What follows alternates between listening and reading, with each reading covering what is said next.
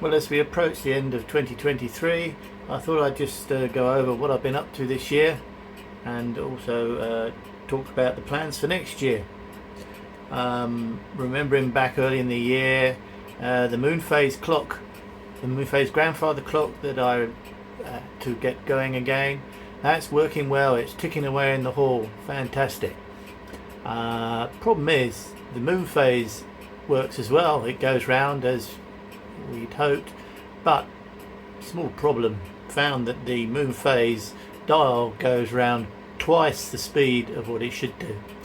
So somewhere I've messed up the calculations when I was making the new wheel to drive that mechanism. So I'm going to have to re-look at that early next year and get that put right. But other than that, the grandfather clock, I love working on grandfather clocks. That's been going really well. The last videos we've done on the Mercury pendulum clock, that's ticking away nicely in the lounge, and I'm really happy with that. So that was a good success.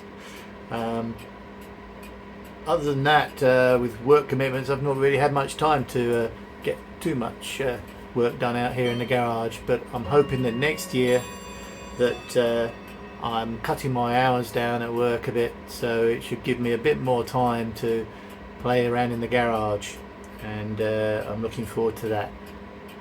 Now, things that I've got lined up, I've got a couple of clocks for customers. I've got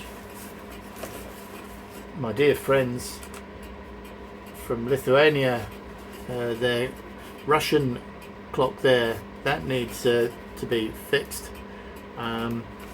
It's a fairly straightforward clock, so we'll go through that to see if it would be the sort of clock ideal for beginners to try working on. So we'll look forward to getting into that to see what needs to be done to get that working. The other clock I've got from the customer is this.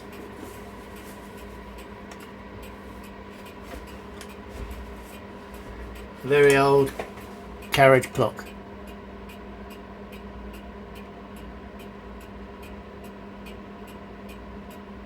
Beautiful, but not working.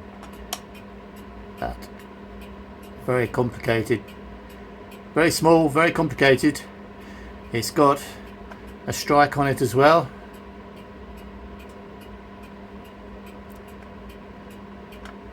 And so the customers asked me to look at that for her. Now, I've never worked on one of these before, and certainly not on a clock as small as this. I'm used to grandfather clocks. So before I actually start work on this, I want to get a bit of practice in. So scouring eBay last year, I came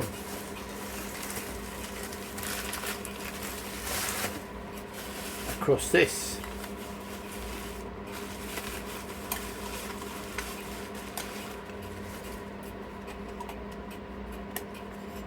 Another carriage clock, a very old Waterbury American carriage clock. Picked it up for next to nothing, but similar complexity of mechanism inside. So I figured that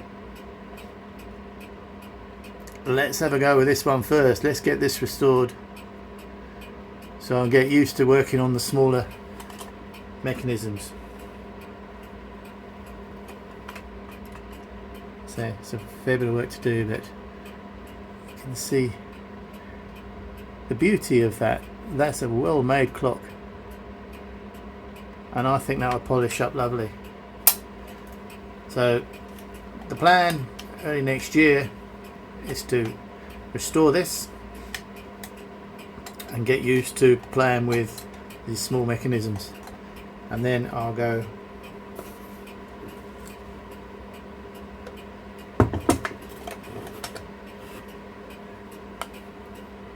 back to the customer's one.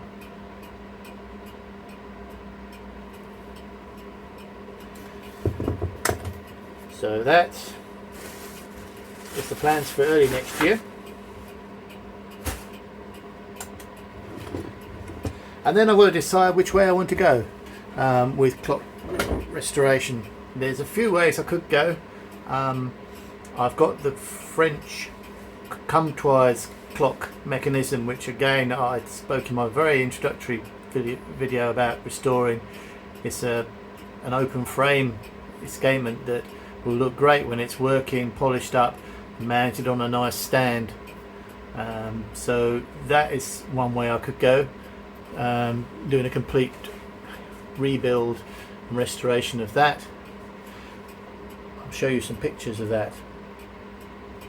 The other thing I'm very interested in getting into, going even smaller in scale now, is pocket watches. Again, on eBay over the last few years I've been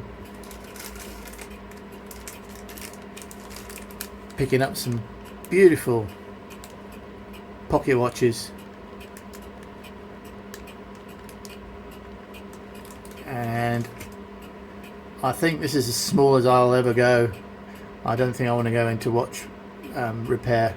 That's just getting too small for me and all the tools that I have. But pocket watches I think is something I could handle. So I'd like you guys to tell me what you think. Would you like me to perhaps have a go at these, or stick with the bigger mechanisms? Again, if any other grandfather clocks come in for repair, I will gladly look at those as well as a priority, because I love working on those. So there we have it. That's pretty much all on the horology side that I'm planning for next year. I've also got the motorbike rebuild going on in the background, very slowly unfortunately, but that will tick along as well. Don't think there'll be a lot of interest from you guys to show much of that development, but let us know if you disagree. Other than that, I have to say thank you so much for all your interests in my channel this year.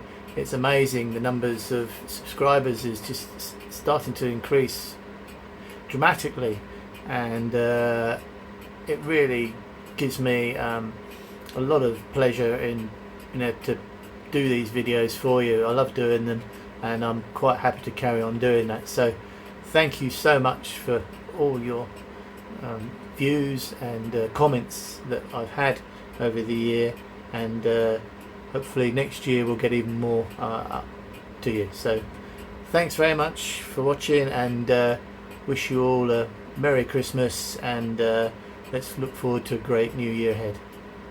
Okay, bye for now.